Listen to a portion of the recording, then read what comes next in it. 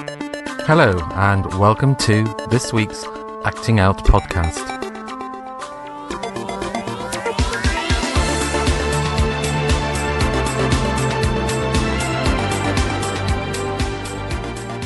And you're very welcome to what is the last in this series of the Acting Out podcast. And we're doing something a bit different today. We're going to be talking to Mark Power. Mark has been a member of Acting Out for many years now, and has contributed in all sorts of ways, both as a performer and a musician and composer. Mark wrote the music with Ian Faulkner to our show The Equals, and also wrote the music with Cal Folger Day for our show The Ref, for which he was jointly awarded the Hilton Edwards Award at the Dublin Gay Theatre Festival. He also, with his band member Ian Henderson, wrote all the songs for our show The Paradise, which is featured in the Dublin Gay Theatre Festival in 2017. But he has a whole other kind of musical career, which we're going to be talking to him about.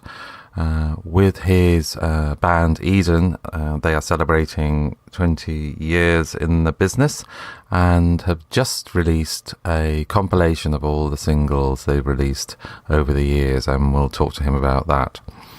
And they'll be performing a gig shortly, but we'll give you all the details about that at the end of the show. So without any further ado, this is my interview with Mark Power. So I'm delighted to say our guest on this week's Acting Out podcast is Mark Power. You're very welcome, Mark. Thank you very much. Can I say that you look delighted? You should go into acting.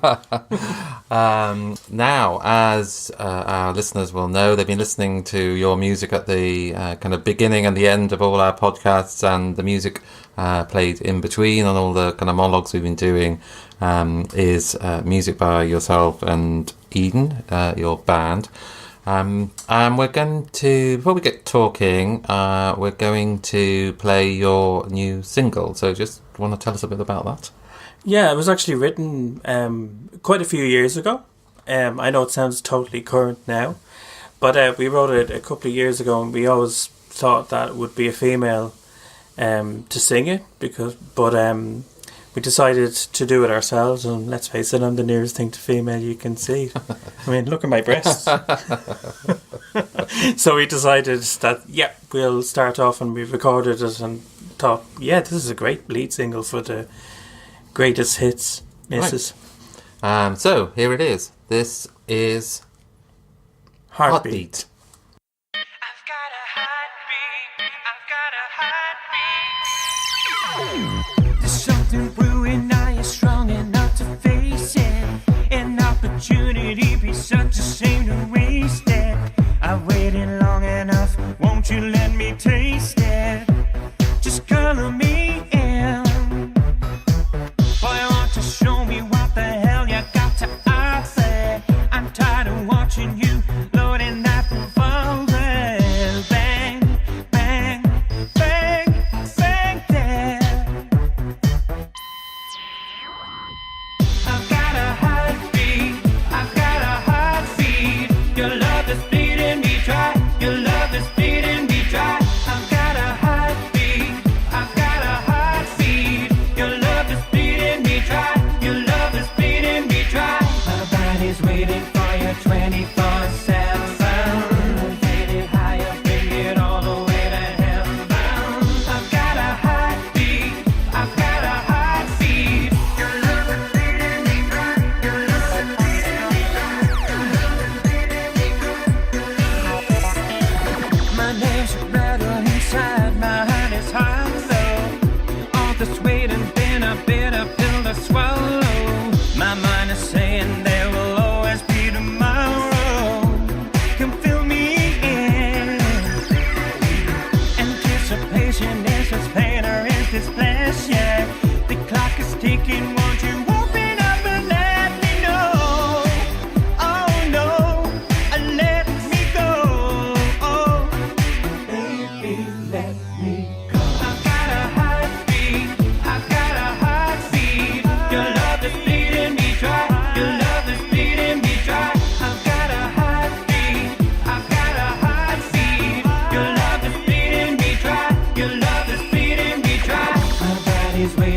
you 24/7. Take it higher, bring it all the way to heaven. I've got a heartbeat, I've got a heartbeat. Your love is bleeding me dry. So open up and let me in. This is where the fun begins, babe. Open up and let me in. Let go.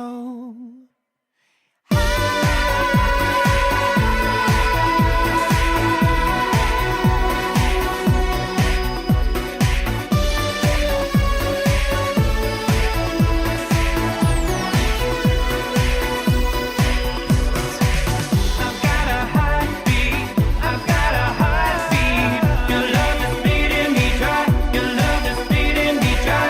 I've got a heartbeat, I've got a heartbeat. Your love is bleeding me dry, your love is bleeding me dry. I've got a heartbeat, I've got a heartbeat. Your love is bleeding me dry, your love is bleeding me dry. I've got a heartbeat, I've got a heartbeat. Your love is bleeding me dry.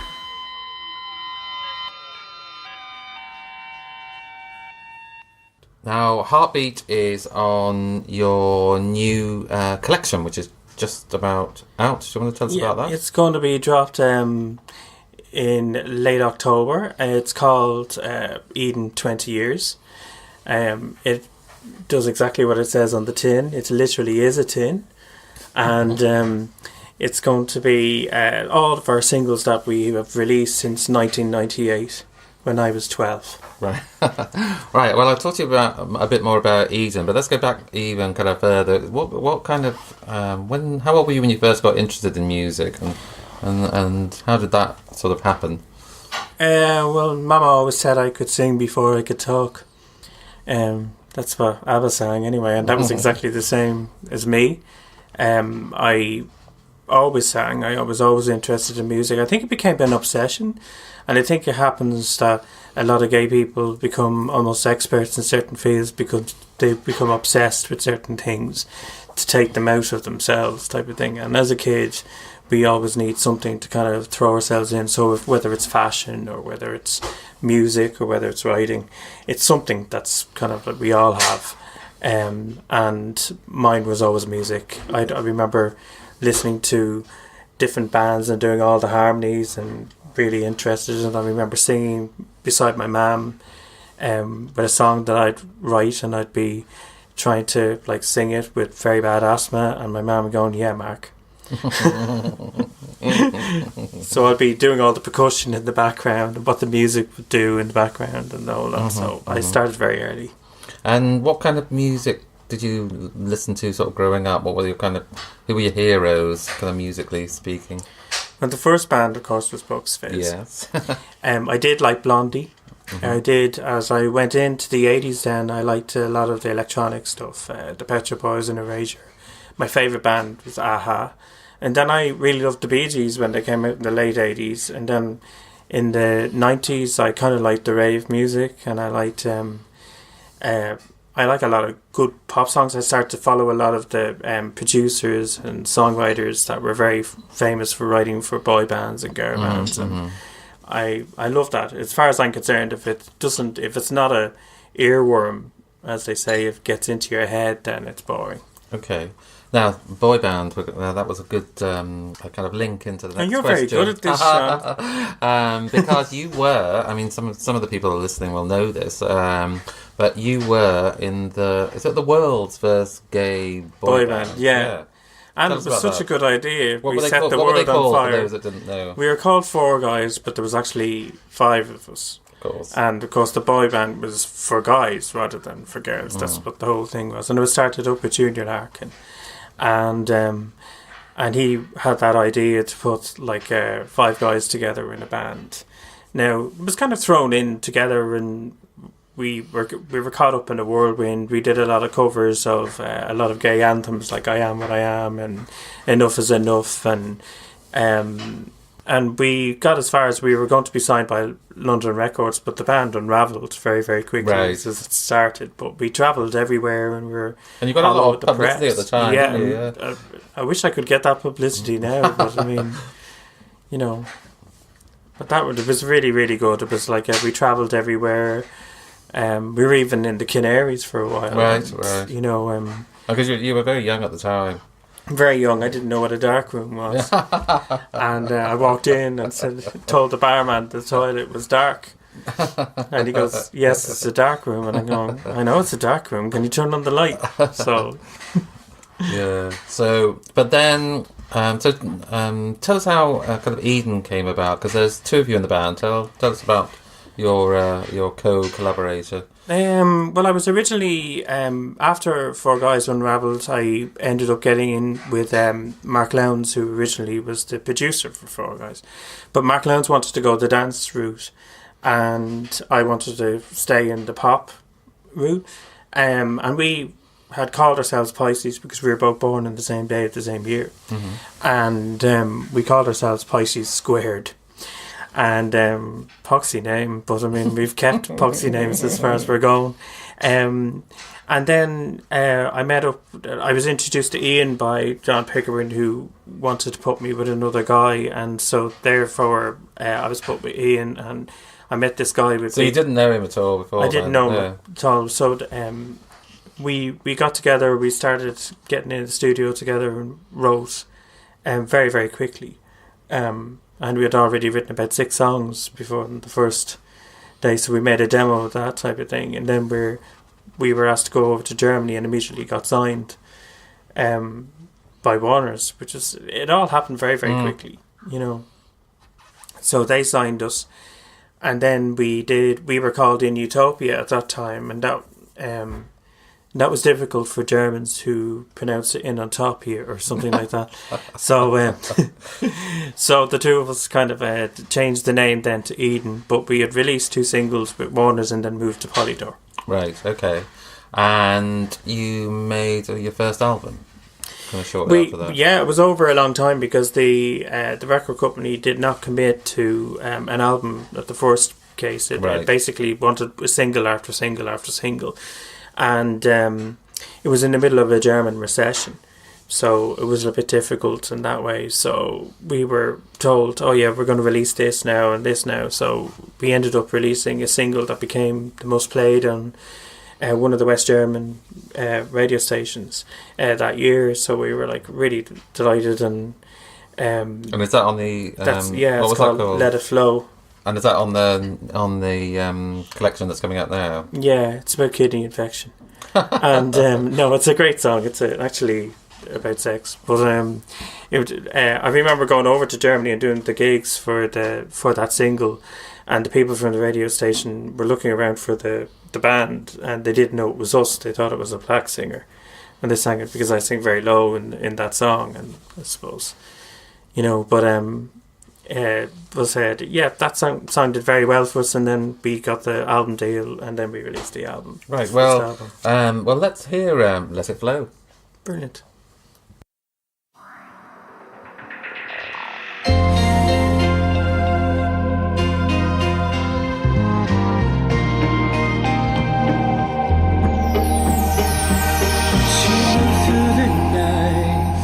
Amid city lights where her eyes had song,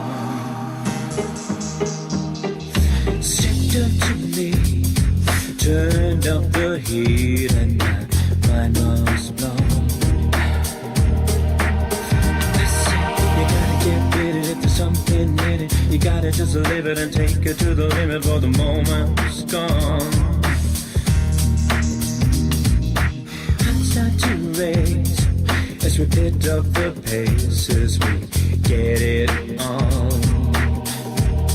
And so we combat all our senses one by one. All our sad stress is gone undone. I saw you a place to let it go. You gotta let it flow.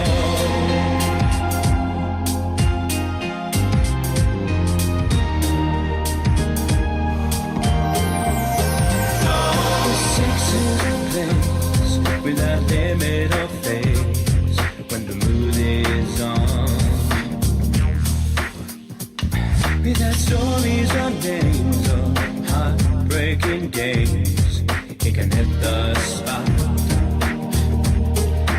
With some a little deviation and a little bit of patience and appreciation for the new sensations, we can move it on.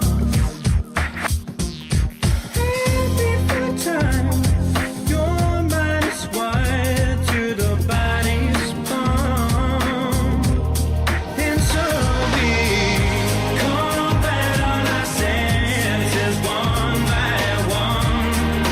All outside stress is come undone. I'll show you a place to let it go. You gotta let it flow. Blindfolding our eyes to the morning sun. Blending our senses into one. Your body's a star, so let it flow. You gotta let it flow.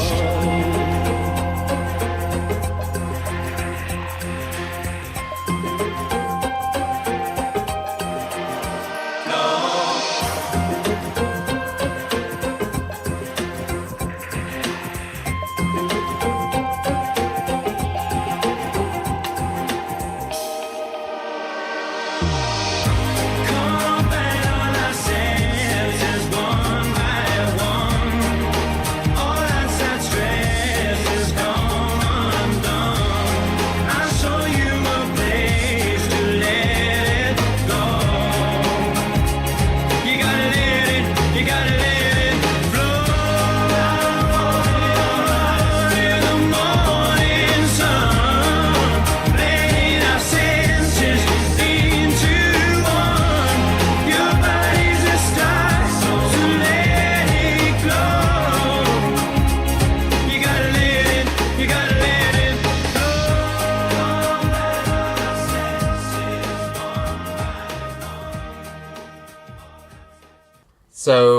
So tell us, your album came out, and what was that called?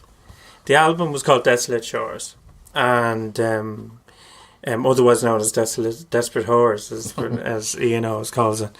And the album was actually recorded over a long time, so we ended up experimenting quite a lot with the sound even before. Like, our sound was always like electronic, but we did a lot of guitar kind of sounds on it. We had a lot of real instruments on it and backing singers and the whole lot, and because the record company talked us into doing that. And so a lot of the sound was completely different from what we were used to. We enjoyed it at the time, but when you hear the album, there's a lot of different kind of influences on that album. You know, it was all of our influences thrown into one album type of thing. So when we finished Desolate Shores and we released it, we came back to Ireland and decided we'd get back together and do an album full of tracks that we would do. Solely the two of us worked on that album, and that was Electric. Right. So, and what's Electric is a great album. And Thank you. Yeah, we used many of the songs from it in the Paradise, which we'll get to in a minute. So, we'll hear a track from Electric. What would you like us to play? If I Was a Pet Shop Boy. Which is the theme music for our podcast. Here's If I Were a Pet Shop Boy.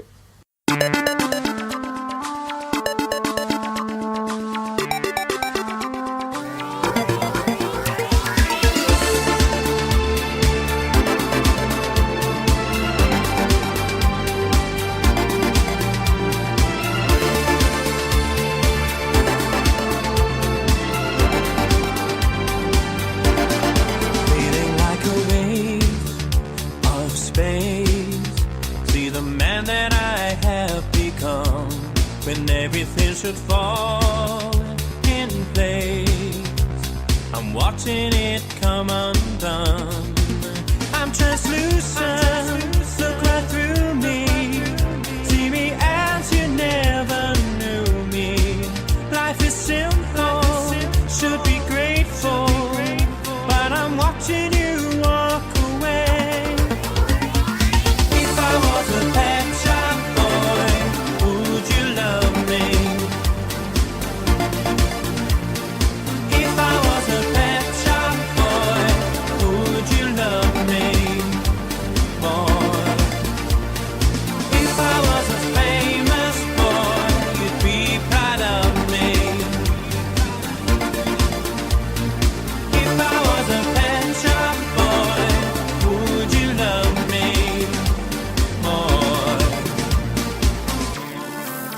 there's something wrong with me. I'm not fueled by power nor greed. It took me for so long to see love is all I need. I'm not perfect, but I'm worth it. Even you could learn to love it. I'm a magnet to the mayhem. Watch me fuck it all up again. If I was a pet shop boy, would you love me? If I was a pet shop boy, would you love me more? If I was a famous boy, you'd be proud of me. You love me, yeah. If I was a pet shop boy, would you love me more? Oh, you make it so high, so high, you're so high.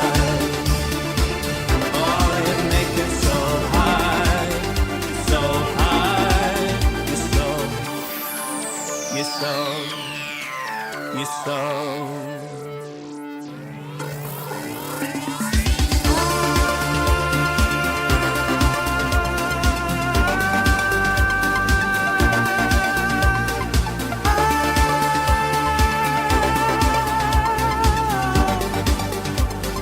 Pet shop boy, if I was a famous boy, you'd be proud of me. You love me, yeah. If I was a pet shop boy, would you love me more? Oh, you make it so high, so high, you're so high. Oh, you make it so high, so high, you're so high. Oh, you make it so high, so high, you're so high. Oh, you make it so high, so high, so high. Would you love me more? Would you love me more?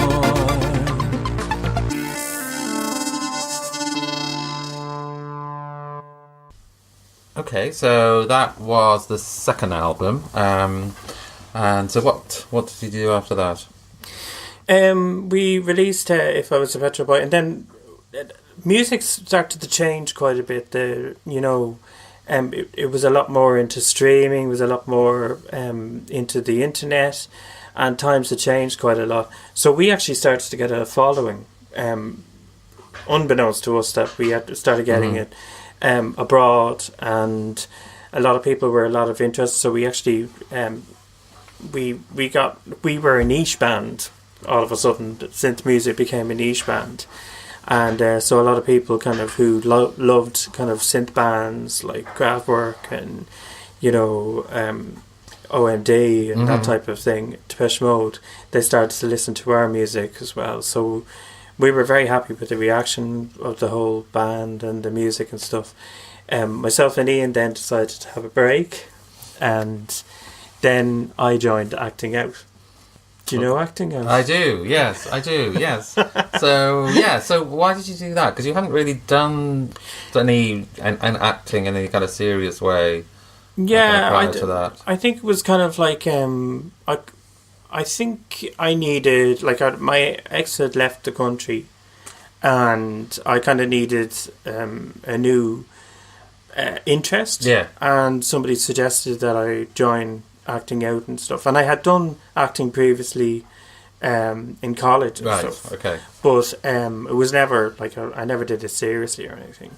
So I kind of snuck in and was given kind of bit parts in Acting Out at the beginning, and it happens. You test the waters and see what you're good at or whatever, and then I got slowly integrated into main parts. Yeah. Okay.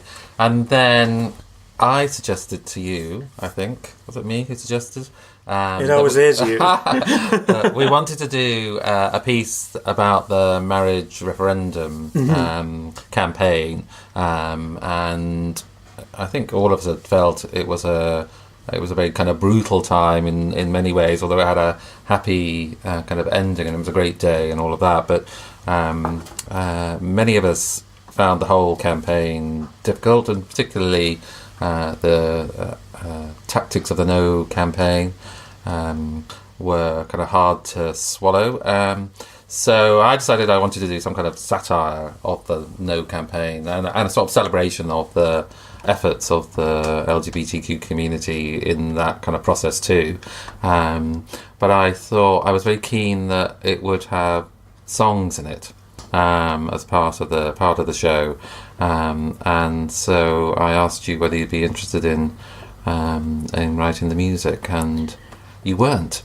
No, I wasn't, because I had done it previously. I think you've jumped a few years ahead, because we actually did the Equals before that. Oh, we did. We did, yeah. About the Equals. Oh my god, yeah. And with the Equals, it was kind of like it was a great experience. And oddly, I wasn't singing any of the songs. Yeah, because you didn't want to sing. Yeah, and for the Equals, I'd written a theme tune, which was really happy. I did everything with Ian Faulkner, and Ian Faulkner had never written before, and I got with him and had all these kind of ideas, and we shoved everything. Like the Lesbians of Leitrim was obviously the best song of that, and it was really good. It was kind of Marlene Dietrich meeting a military lesbian march kind of thing, you know, and it was really, really good. And remember, Martina is a great singer, and Breach, namely, wasn't. So she actually spoke her parts, and she actually was hilarious doing it. I know, and I kind of really regret we haven't got a recording of that. I mean, we have the music, but we don't have a recording of them singing it, so I can't play it. But yes, you were right. That's kind of the first time. I'll always have that etched Trevor Austin running around doing like a sheep. But of course, you wrote the lyrics. I did, and just handed me the music. So the second time round, you asked me to do it again. Yeah. And no, I wasn't keen the second time. But you decided that you would, and for those that haven't seen the Rev, the kind of songs come in. The two sides get asked to be on a TV debate about the referendum, the No and the Yes side, and instead of speaking their pieces, they sing them. The Yes and the No kind of side sing. There's two songs for each side. And you were in that show too. Yeah, and I loved the show because each of the characters that had to sing each of the songs was completely different. It was almost like it's like the Ref meets kind of it's Roald Dahl, but probably right, you know, because it was very character driven. Each character was very so. Myself and Cal got together for that one. Yeah, it's Cal Folgerday, another very talented musician. Yeah, and we got together, and I remember getting with Cal and Chris from the studio, and the three of us were in the studio kind of getting everything ready, and kind of, you know, I had some melody ideas for the songs and what kind of style I would like the songs in, and Cal was kind of moving with me, and the two of us kind of worked very well together. We were all Pisces, and we all had this kind of like laid back approach to everything. And it was very, very enjoyable. But like again, we would pick areas of music which would suit each character. Yeah. And of course, Lorcan and Dave did one song, and Dave's character was quite morose, and you know, and we had to do something that would suit his voice, and his voice was low. And then Lorcan is a brilliant singer, so Lorcan had a more expressive, but we wanted to give a kind of more of a kind of, you know, 90s feel for Lorcan to sing, kind of like a angsty kind of. Is it? I suppose it's easier to. Is it? Well, easy is not the word, but when you know who's going to be singing it. It is, yeah. It's much easier because you have to write for the actual person singing as well. And then of course Rachel's Suzanne character. Rachel was very nervous doing her song, but of course, you know, she did it very well. I asked her just to punch a little bit of Suzanne in, and that's what she did. And of course, I did. I Love the Gays, and that tell us about the character you played Well, you also told me that I would be playing a woman, which I quite told you to F off. And then you told me that I was playing a woman again. And again, for those who haven't seen the show, the woman is, shall we say, a bit of a satire on a well-known anti-gay columnist, yeah. who's been quite prominent in the campaign.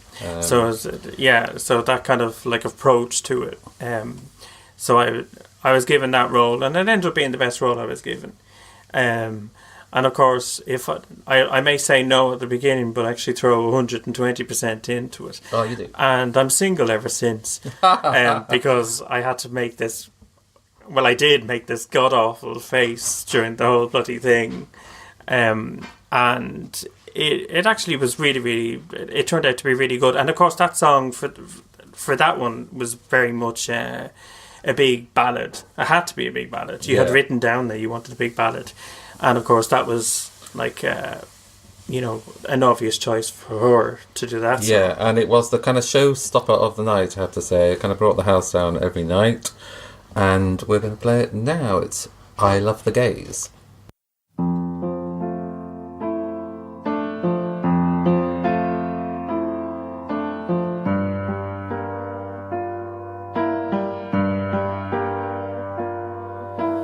People like to cast me as some unfeeling old bitch, just because I'm opposed to homos getting hitched.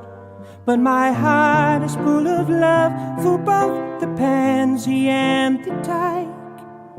And I can name so many, many, many gays I like. I love the gays, the ones who won't get married. Love the gays, where STDs are not carried. The ones without ass, butts, or pegs. The ones who abstain from all gay sex. I love the gays. I'm not a homophobe, me. I love the gays. I'd have David Norris for tea, but after all being face. So I really love the gays.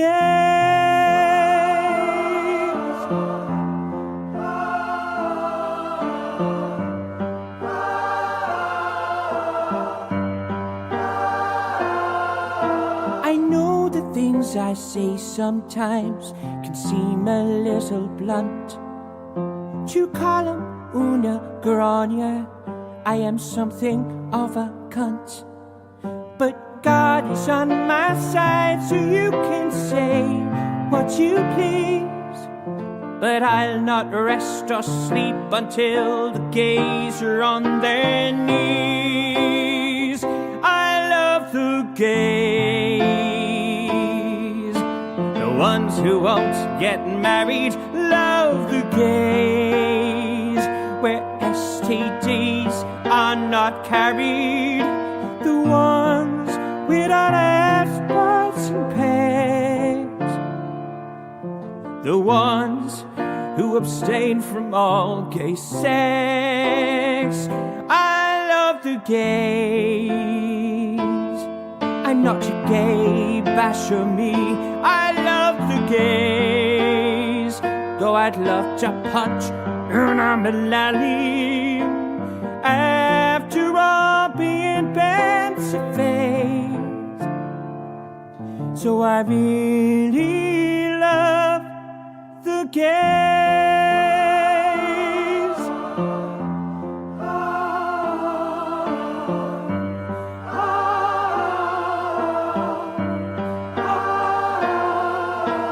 Being gay's a disease, so don't let them marry, or babies them carry. It's Sarah and Steve, not Lorcan nor Larry. It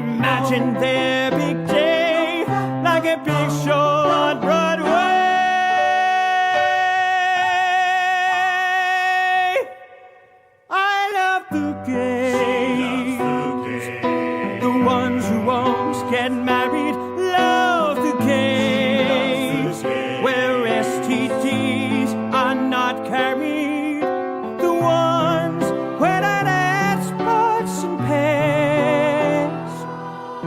The ones who abstain from all gay sex.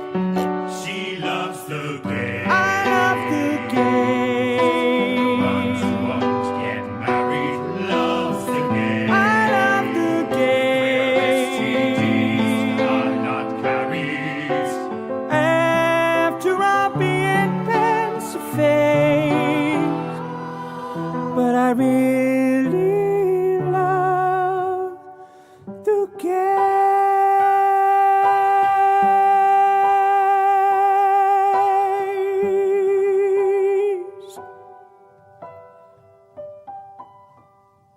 Okay, and you're obviously a glutton for punishment because the next show that we did, I said I'd like to write a piece based on Eden songs. Eden songs. Now, I thought that was going to be easy because you had already, you had already said to me that, oh, well, we do Eden songs. We picked them. The music was already done. So it was going to be easy. I didn't have to write anything, so it was kind of a lazy approach for me. It was kind of good, grand, and I let you pick the songs or whatever songs you were going to pick. Yeah, because I had to construct a story and then, find songs that kind of fit it. Well, I had to do both. I had to listen to the songs, I think what ones would fit into a story without it appearing too clunky.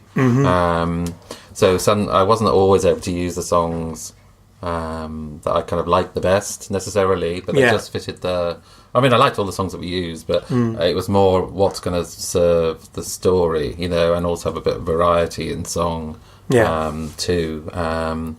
So that was quite a tricky process. But as you said, it didn't turn out quite as easy as for you as you perhaps thought. No, firstly it didn't because you cast me as a drag queen, which meant that I couldn't even just put on the base makeup that I put on for the last character. I had to actually do makeup. And Lorcan thankfully was in it again, but Lorcan was actually playing a drag queen as well, so Lorcan hadn't got time to do my makeup, so I had to actually teach myself how to put on makeup, which was like it was enjoyable, but I had to be there 2 hours before and 2 hours after everybody else.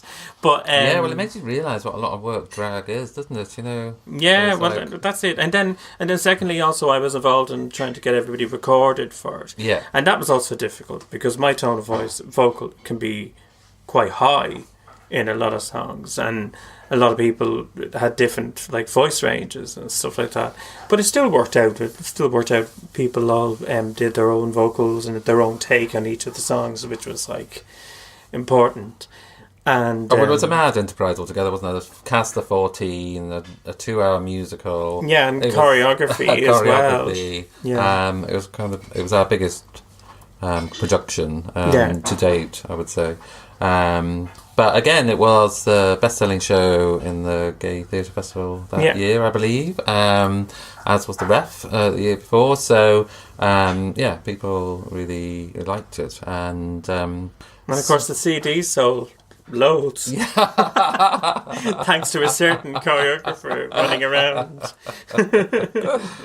Yes. She was great. So we're going to play a song from the show. What would you like people to hear, do you think? I think New Age is probably my favourite from it. Okay, well, we're going to play New Age, which was from your last album. We'll talk about that in a minute. But it was featured in our musical, The Paradise.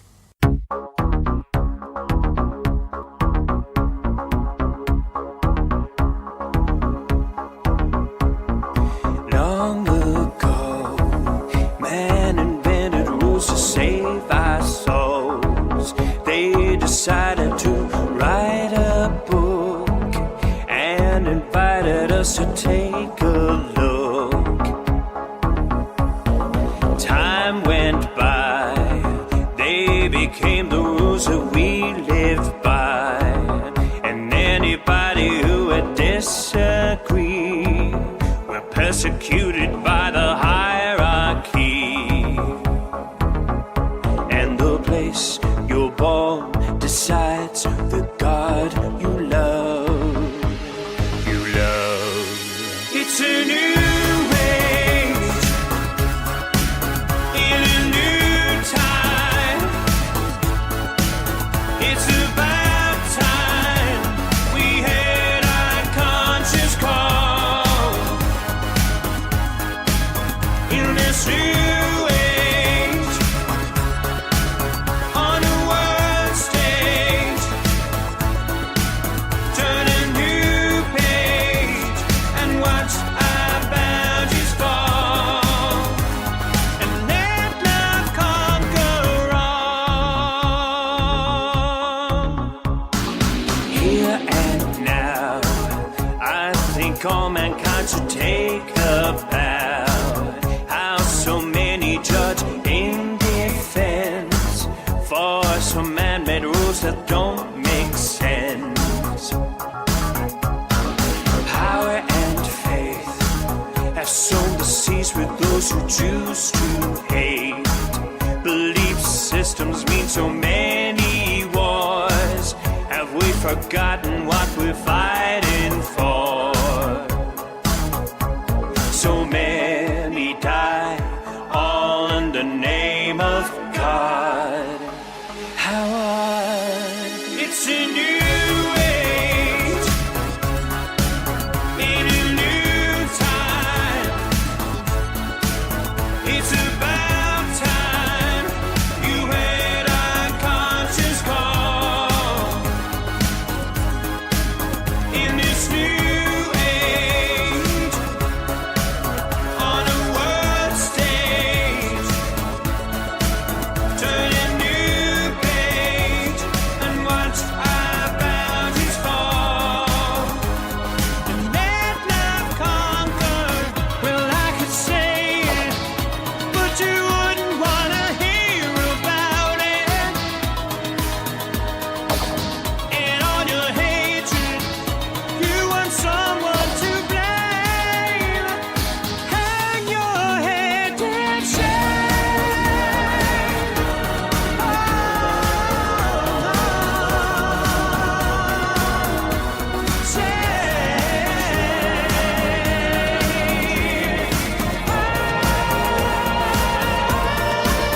It's a new age in a new time.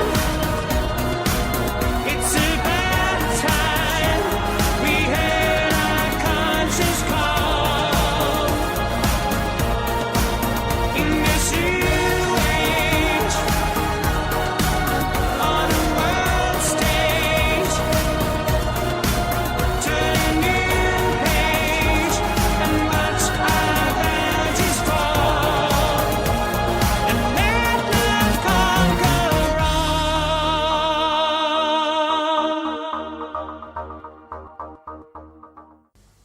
So, New Age actually came from your last album, didn't Yeah. it? Yeah, so tell us about that. The last album was called Outbound to Wonderland.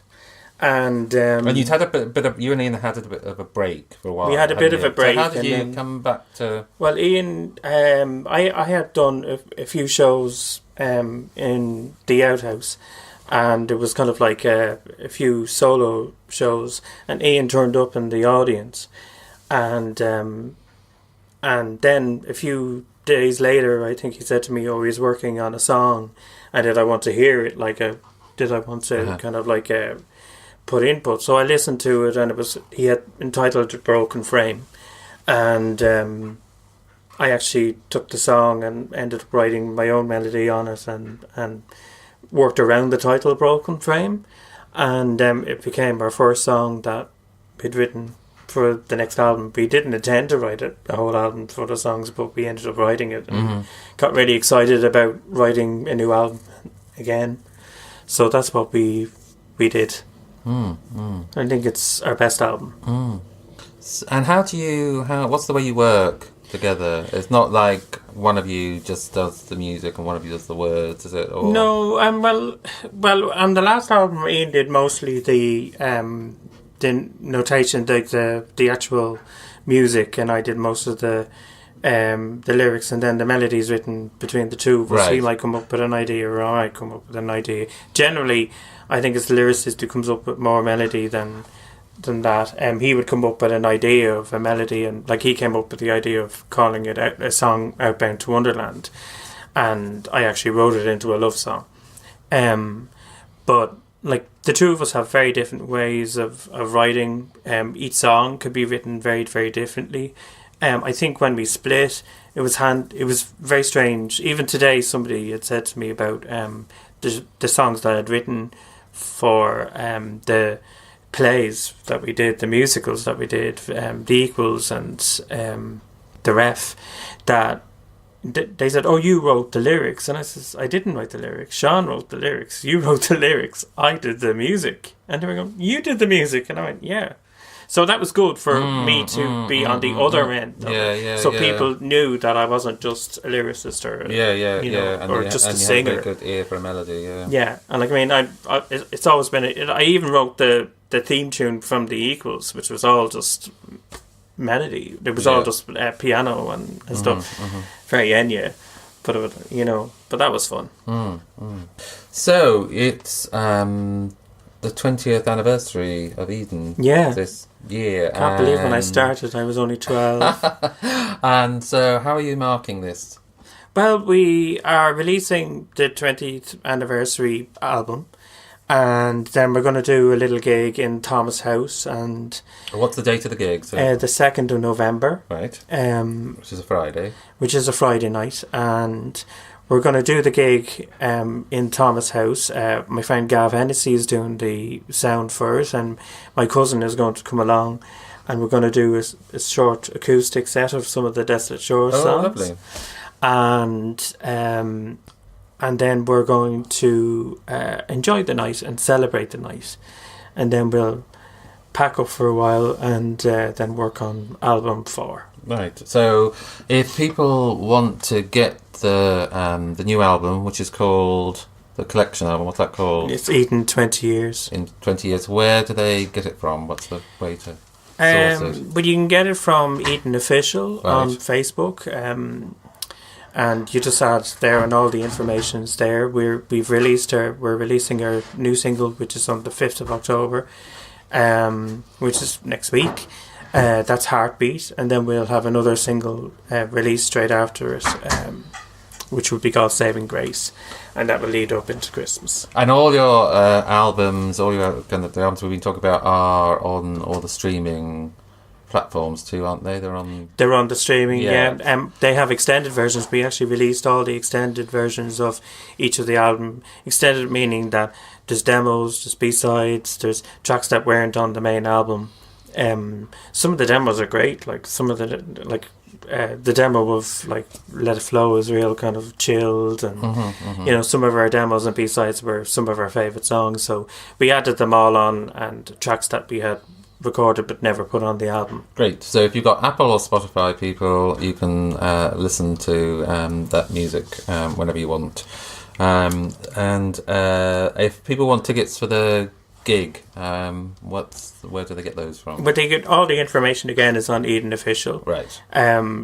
We put the link on all the on there, and you can get all the ticket proceeds go to the Irish Cancer Society. Oh, great. So you can go to the gig and support a good cause at the same time. Yeah. So, well, thanks very much, Mark. Good luck with the gig. Good luck with the release of the new collection. So we're going to end with a song, and I'll let you choose it. I don't know. Diggy Lou Diggy. Oh, sorry, did I say the wrong thing? What was the song that the two guys did? Buggaroo. Yeah. Oh, well, end with that then. I'll just tell you what this is. In the Ref, our satire about the marriage equality referendum, the no side in the play are fronted by two gay men, imagine, who in the TV debate sing this song.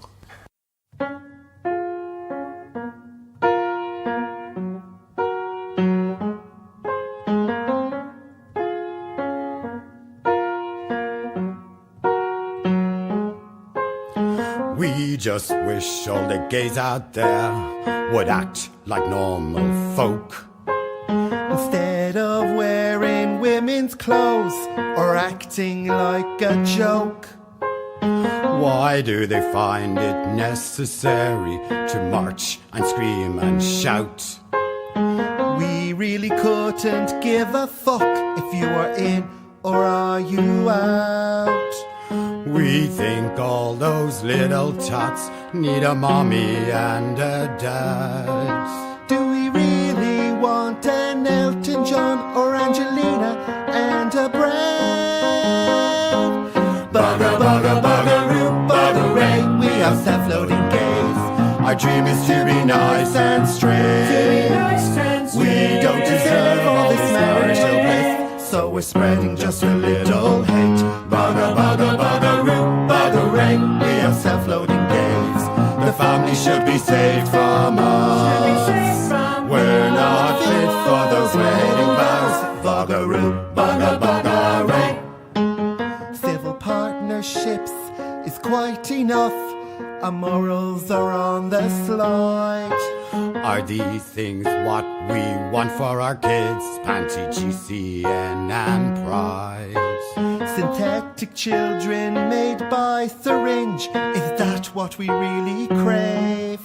A child should come from a cock and a minge, not a foreign surrogate slave. 2 dads, 2 moms makes us want to throw up, not what the Bible says. Stone us, burn us, tie us in knots, all hail self-loathing gays. Bugger, bugger, buggeroo, buggeray, we are self-loathing gays. Our dream is to be nice and straight. We don't deserve all this marital bliss, so we're spreading just a little hate. Bugger, bugger, buggeroo, buggeray, we are self-loading gays. The family should be saved from us. We're not fit for those wedding vows. Buggeroo, bugger, buggeray. We don't want our rights and think we are shite, and that marriage is not for gays.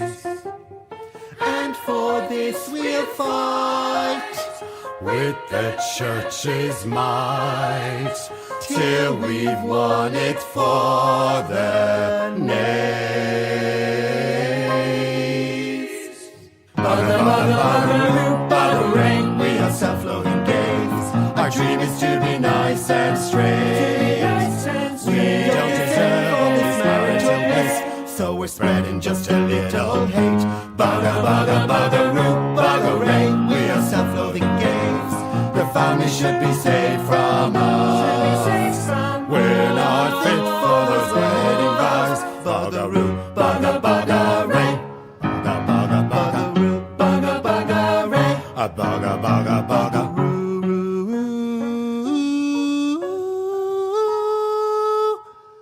Bugger, buggeray. And that was Shane Kavanagh and Brian Gochran singing Buggeroo Buggeray from the show The Ref. And if you'd like to hear more of Mark's music, as I said, you can listen on Apple Music or Spotify to Eden's tracks. You can also find more details of what they're up to, including how to get tickets for their gig at their Eden official Facebook page, and I think they have a website with the same handle. The gig is on Friday the 2nd of November at the Thomas House in Thomas Street, and all the proceeds raised are going to the Irish Cancer Society. If you'd like to listen to more songs from The Ref, you heard 2 in the show today, you can listen to them on our website, which is www.actingoutgroup.com. So as I said, this is the last of this podcast for this season, and we hope we'll be back for another season next year. And finally, Acting Out will be doing a Christmas show, a kind of mad mixture of sketches and songs in the Outhouse on December the 5th, 6th and 7th. That's a Wednesday, Thursday, Friday, and you'll be able to find more details about that on our Facebook page or on our website, which is actingoutgroup.com. You've been listening to the Acting Out podcast. If you'd like to know more about what we're doing, you can follow us on Twitter at actingoutgroup or on our Facebook page, or go to our website www.actingoutgroup.com. Music for the podcast was by Eden, and the show was produced by Sean Denyer.